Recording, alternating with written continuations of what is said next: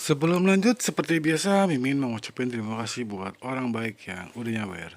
Kali ini ada dari Tawes Ponco, pesan thank you wae.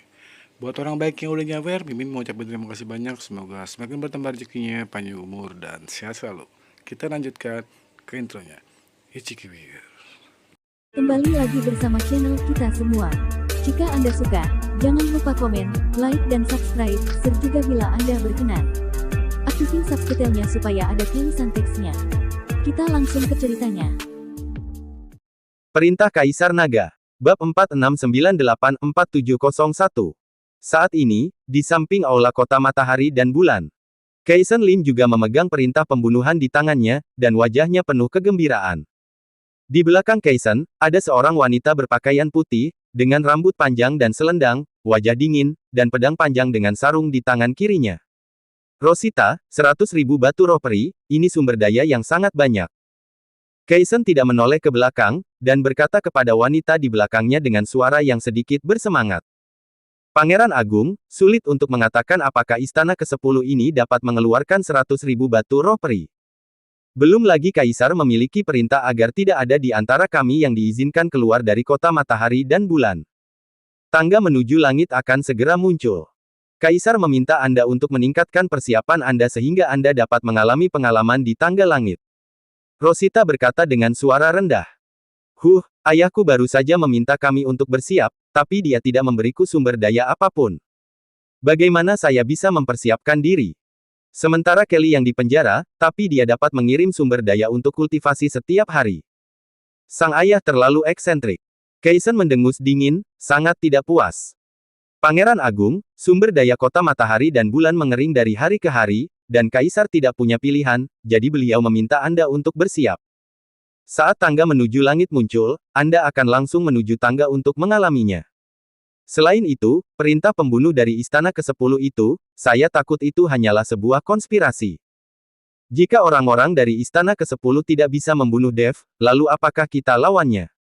Tetapi jika istana ke-10 dapat membunuh Dev, mengapa repot-repot mengeluarkan 100.000 batu roh peri? Ini adalah paradoks yang lengkap. Terlebih lagi, orang-orang di istana ke-10 semuanya sangat sombong dan tidak memiliki kredibilitas sama sekali, jadi pangeran tidak boleh tergoda. Rosita membujuk Kaisen untuk menganalisis pro dan kontra dari perintah pembunuhan dari istana ke-10. Saya tidak peduli apakah istana ke-10 memiliki kredibilitas atau tidak, tetapi jika saya membunuh Dev dan orang-orang dari istana ke-10 tidak memberi saya batu roh peri, maka saya akan memimpin pengawal Praetorian Kota Matahari dan Bulan untuk meratakan istana ke-10 dalam satu gerakan. Jangan lupa, sekarang token komando pengawal Praetorian ada di tangan saya, dan ayah saya menyerahkannya kepada saya untuk bertanggung jawab atas pengawal Praetorian. 100.000 batu roh peri sudah cukup bagiku untuk menerobos ranah transformasi negeri peri dan menjadi kekuatan tempur nomor 1 di antara para pangeran. Ada cahaya serakah di mata Kaisen. Meskipun dia adalah seorang pangeran yang kuat, bakatnya tidak terlalu bagus, jadi dia sekarang hanya memiliki kekuatan puncak tingkat 9 alam Mahayana, dan dia telah mengalami kemacetan menerobos transformasi negeri peri selama bertahun-tahun. Dan di antara banyak pangeran, beberapa dari mereka telah menembus transformasi negeri peri, terutama Kaizen Lin, yang telah berada di ranah transformasi negeri peri selama bertahun-tahun. Mereka berdua selalu salah pandang. Sebagai pangeran tertua, Kaisen, meskipun dia bisa menekan orang sebagai saudara, kekuatannya tidak sebagus lawannya, jadi Kaizen sama sekali tidak meremehkannya. Ini adalah simpul hati Kaisen, jadi dia selalu ingin melampaui Kaizen, tetapi semakin dia cemas, semakin dia tidak bisa menerobos ranah transformasi negeri peri. Peningkatan alam besar semacam ini membutuhkan bakat, kekuatan, dan peluang, dan itu sangat diperlukan. Pangeran, kamu berhenti bicara, pikiranku sudah bulat. Aku harus membunuh Dev dan mendapatkan 100.000 batu roh peri ini. Jika kamu mau pergi bersamaku, maka pergilah bersamaku. Jika kamu tidak ingin pergi bersama saya, tinggallah di kota, tetapi kamu tidak diizinkan untuk berbicara dengan ayah saya. Kaisen mengancam Rosita. Saya bersedia mengikuti Anda. Ketika Rosita melihat ini, dia hanya bisa menundukkan kepalanya tanpa daya. Sebagai pelayan pribadi Kaisen, bagaimana mungkin dia tidak mengikuti Kaisen? Itu bagus, ketika saya mewarisi tahta, saya akan mengkanonisasi kamu sebagai selir dan membiarkan kamu memiliki identitasmu sendiri, jadi kamu tidak perlu lagi menjadi pelayan. Kaisen meraih tangan Rosita dan meraba-raba anunya. Rosita tanpa ekspresi, membiarkan Kaisen berenang di tubuhnya, dan akhirnya menekan dirinya di bawah tubuhnya. Dia tidak bisa menahannya. Siapa yang menjadikannya keturunan keluarga Lin? Setelah keturunan keluarga Lin seperti mereka, dia hanya bisa menjadi kerabat di sisi keluarga kerajaan. Di dalam wilayah sekte Liang Yi, leluhur pola ilahi dan iblis formasi sedang bermain catur. Ada juga perintah pembunuhan dari Istana ke-10 yang ditempatkan di depan mereka. Saudaraku, Dev, orang ini, mengapa dia memprovokasi orang-orang dari Istana ke-10 dalam waktu singkat? Dia membiarkan Istana ke-10 mengeluarkan perintah pembunuhan atas dirinya. Iblis formasi bertanya setelah meletakkan pion. Kamu tidak menyadari bahwa ada perubahan dalam formasi langit dan bumi yang besar, dan satu-satunya yang bisa melakukan ini adalah Dev. Dan menghitung waktunya, tangga ke langit juga akan muncul, dan dunia surga dan manusia akan kembali kacau balau. Pada saat ini, Istana ke-10 mengeluarkan perintah pembunuhan, bukankah itu kekacauan dan lebih banyak kekacauan? Terlebih lagi, orang-orang dari Istana ke-10 sangat sombong, bagaimana mereka bisa menghabiskan sumber daya untuk melakukan sesuatu. Kali ini, perintah pembunuhan itu pasti berbau konspirasi. Leluhur pola ilahi sedikit tersenyum. Lalu apa yang akan kita lakukan? Tidakkah kamu ingin membantu anak itu? Iblis formasi bertanya. Membantunya? Apakah ada yang bisa kita bantu? Anda dan saya dihancurkan sampai mati di wilayah kita, apa yang dapat kita lakukan untuk membantunya? Leluhur pola ilahi bertanya. Iblis terdiam. Ini bukan alam surgawi. Kekuatan mereka telah ditekan sampai mati. Mereka tidak hanya tidak dapat meningkatkan kekuatan mereka selama bertahun-tahun, tetapi mereka juga mengalami kemunduran dari tahun ke tahun. Bahkan jika mereka ingin membantu, mereka tidak dapat membantu lagi. Lihat saja anak itu dengan kreasinya sendiri, biarkan saja. Leluhur pola ilahi juga memindahkan pion, lalu berkata, giliranmu. Keduanya mulai bermain catur, tidak memperhatikan perintah pembunuhan. Saat ini, banyak kekuatan tersembunyi di dunia surga dan manusia juga telah mengetahui perintah pembunuhan ini. Meskipun beberapa orang meragukan perintah pembunuhan ini, godaan dari 100.000 batu roh peri masih menggerakkan banyak orang. Hanya saja Dev tidak tahu tentang perintah pembunuhan dari Istana ke-10, dan biksu biasa di dunia surga dan manusia tidak dapat menerima perintah pembunuhan ini sama sekali. Saudara Chen, selamat. Gabriel masuk ke kamar Dev dan berkata sambil tersenyum. Sejak Gabriel memotong jiwanya, semakin banyak senyum di wajahnya. Dia akhirnya melepaskan dirinya dari kendali Istana ke-10. Akhirnya, dia dapat berlarian dengan bebas, dan dia dapat bersama orang-orang yang dia sukai. Saudara Yun, untuk apa Anda mengucapkan selamat kepada saya? Dev memandang Gabriel dengan heran, dia tidak mengerti acara bahagia seperti apa yang dia alami. Kamu akan tahu saat melihatnya. Kata Gabriel, membentangkan selembar kertas kosong di depan Dev. Ketika Dev melihat konten di atas, dia tercengang, dan alisnya tidak bisa menahan cemberut. Ini adalah perintah pembunuhan dari Istana ke-10 untuk dirinya sendiri. 100.000 batu roh peri. Istana ke-10-mu terlalu murah hati, apakah aku bernilai 100.000 batu roh peri? Dev bertanya pada Gabriel. Tentu saja kamu tidak layak. Bahkan jika ya, tidak mungkin Istana ke-10 saya mengeluarkan 100.000 batu roh peri untuk memburumu. Jangan lupa, semua klan Protoss adalah ras yang sombong, bagaimana mereka bisa menggunakan metode ini? Gabriel tersenyum. Bukankah ini perintah membunuh dari Istana ke-10-mu? Dev bertanya dengan heran. Ya, tapi aku tidak yakin ini adalah perintah pembunuhan yang dikeluarkan oleh ayahku. Tidak mungkin dia mengeluarkan 100.000 batu roh peri, ini seharusnya dikirim oleh orang lain. Gabriel berkata, orang lain. Mungkinkah di Istana ke-10-mu, selain ayahmu, ada orang lain yang memiliki hak yang begitu besar? Dev sangat bingung. Bukankah hal semacam ini hanya bisa dilakukan oleh penguasa Istana ke-10? Hak ayah saya tidak sebesar yang Anda kira, jika tidak, saya tidak perlu dikurung di Istana ke-10 selama ratusan tahun. Seharusnya ayahku melihat bahwa lentera jiwaku padam, dan secara keliru mengira bahwa aku telah dibunuh olehmu, jadi dia mengirim orang untuk membalas dendam. Dan perintah pembunuhan ini pasti dilakukan oleh orang yang dikirim. Gabriel menganalisis. Kalau begitu, tahukah kamu siapa yang akan diutus? Dev bertanya. Menurut perkiraan saya, orang yang dikirim pasti Edgar Huo, karena hanya dia yang berani melakukan hal semacam ini. Ketika Gabriel menyebut Edgar, matanya jelas-jelas memiliki permusuhan. Edgar Huo. Apa kekuatan orang ini? Dev pertama-tama harus mencari tahu apa kekuatannya. Jika pihak lain adalah seorang biksu transformasi negeri peri, maka Dev harus menemukan cara untuk bersembunyi. Kekuatannya sebanding denganku, tetapi orang ini memiliki kekuatan dalam pemerintahan yang sangat dalam dan temperamen yang sangat gelap. Dia pasti telah mengeluarkan perintah pembunuhan ini untuk membunuh 2 burung dengan 1 batu. Ketika banyak biksu melihat perintah pembunuhan, mereka pasti akan membunuhmu dengan imbalan 100.000 batu roh peri, sehingga dia bisa menyelamatkan dirinya sendiri.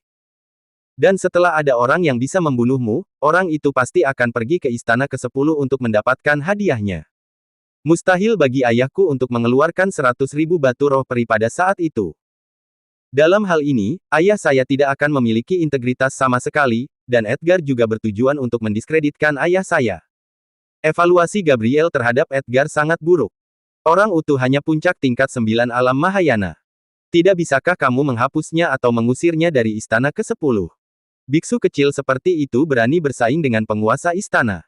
Tampaknya istana ke-10 Anda juga tidak terlalu bagus. Mendengarkan kata-kata Gabriel, Dev tidak dapat membayangkan bahwa biksu alam Mahayana seperti itu akan berani mengikuti penguasa istana untuk melawannya. Hei, kamu tidak tahu apa-apa. Ada orang di belakang Edgar, dan datang ke istana ke-10ku hanyalah sebuah transisi. Gabriel menghela nafas dan berkata, apakah itu terkait dengan tangga ke langit? Dev terdiam beberapa saat. Dia tidak menyangka bahwa di tempat seperti dunia surga dan manusia, akan ada fenomena seperti hubungan rumah tangga. Anda harus tahu bahwa hal semacam ini tidak jarang terjadi di dunia sekuler. Departemen mana yang tidak memiliki akun? Apa yang akan kamu lakukan selanjutnya? Mustahil bagiku untuk muncul untuk menaiki tangga, jadi aku tidak bisa membantumu. Gabriel bertanya pada Dev. Para prajurit akan memblokir air dan menutupi tanah. Karena ada seseorang yang mencari kematian, maka aku akan memenuhinya. Di mataku, itu tidak masalah. Dev berkata pelan. Jika Edgar berani datang, saya harap Anda bisa membunuhnya dan menyelamatkan ayah saya dari masalah. Gabriel berkata pada Dev. Apakah kamu memohon padaku? Dev tersenyum. Semacam itulah. Tapi saya tahu aturan Anda, saya bisa memberi Anda sesuatu. Setelah Gabriel selesai berbicara, dia mengeluarkan sebuah gulungan dan menyerahkannya kepada Dev. Apa ini? Saya tidak menginginkan baju besi harta karun atau semacamnya, itu tidak berguna bagi saya. Dev mengambil gulungan itu dan bertanya. Ini adalah volume pemurnian tubuh ras Protoss kami. Ras Protoss selalu berbeda dari ras biasa. Tentu saja, tubuh fisik ras Protoss tidak serapuh seperti ras biasa, jadi ras Protoss telah menyempurnakan tubuh kami sepanjang waktu. Meskipun wilayah Anda telah meningkat dengan sangat cepat, dan Anda masih bisa bertarung dengan kuat, Anda bukannya tanpa kelemahan. Kecepatan tubuh fisik Anda tidak dapat lagi mengimbangi kecepatan kultivasi Anda. Anda harus tahu bahwa dengan peningkatan wilayah Anda, banyak latihan perlu didukung oleh tubuh yang kuat. Semakin kuat latihannya, semakin tubuh Anda harus kuat. Jadi jika Anda memiliki gulungan pemurnian tubuh dari ras Protoss kami, itu dapat membantu Anda. Gabriel berkata pada Dev. Dev mengangguk.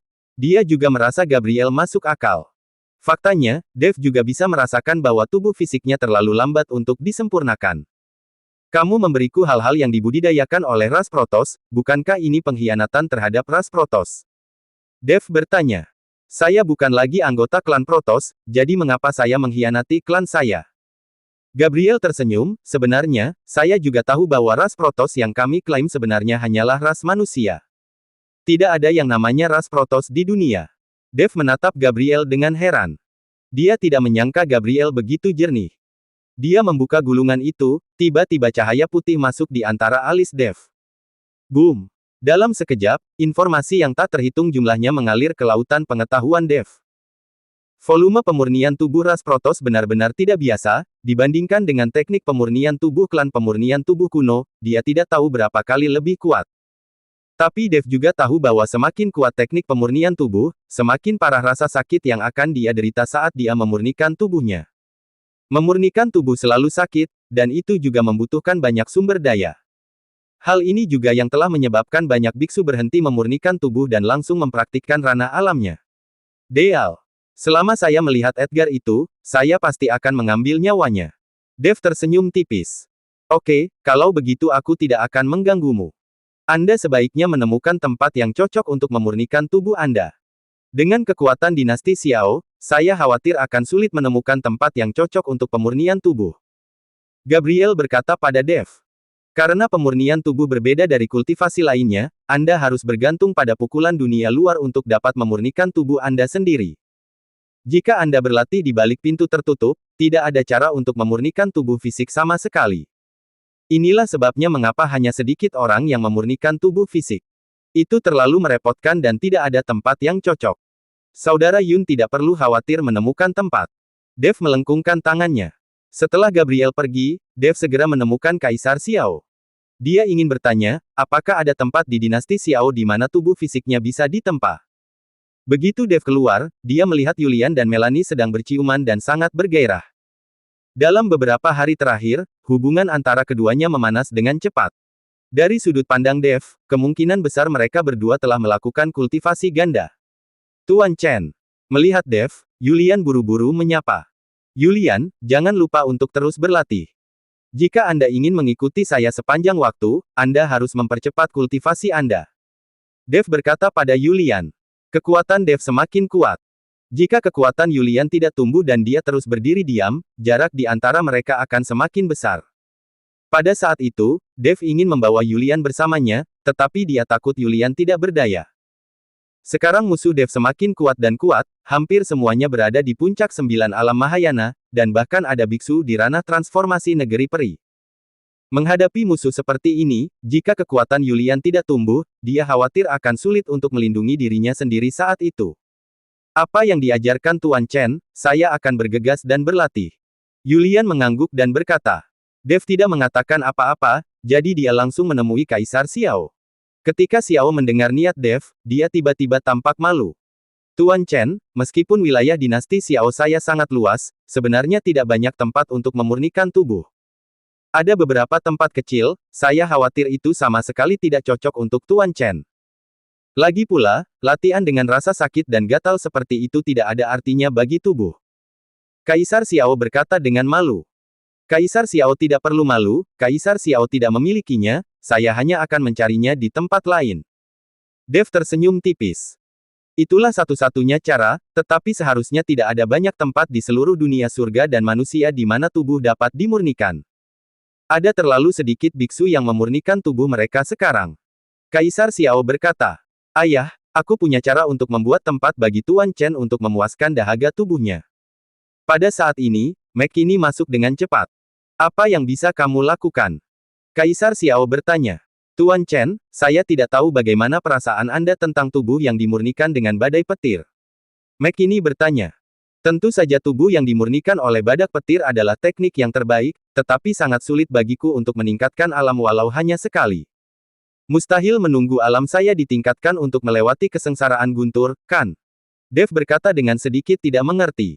Tentu saja tidak. Tuan Chen tidak perlu meningkatkan alam Anda. Ada banyak biksu di dinasti Xiao. Kita hanya perlu menemukan beberapa biksu yang akan menerobos alam untuk berkumpul bersama. Pada saat itu pasti akan menyebabkan perubahan besar di dunia, dan guntur akan mengaum. Tuan Chen hanya perlu berdiri di tengah badai petir ini, dan membiarkan badai petir memurnikan tubuh Anda, kan? McKinney menjelaskan pada Dev. Ketika Dev mendengar ini, matanya berbinar. Mengapa dia tidak memikirkan ini? Kaisar Xiao juga kewalahan, dan memuji lagi dan lagi, itu ide yang bagus, ide yang sangat bagus. McKinney, kamu segera pergi mencari para biksu yang akan menerobos, kumpulan mereka bersama, dan ciptakan kondisi kesengsaraan guntur untuk Tuan Chen bisa memurnikan tubuhnya. Kaisar Xiao memerintahkan McKinney. McKinney mengangguk dan langsung melakukannya. Bersambung.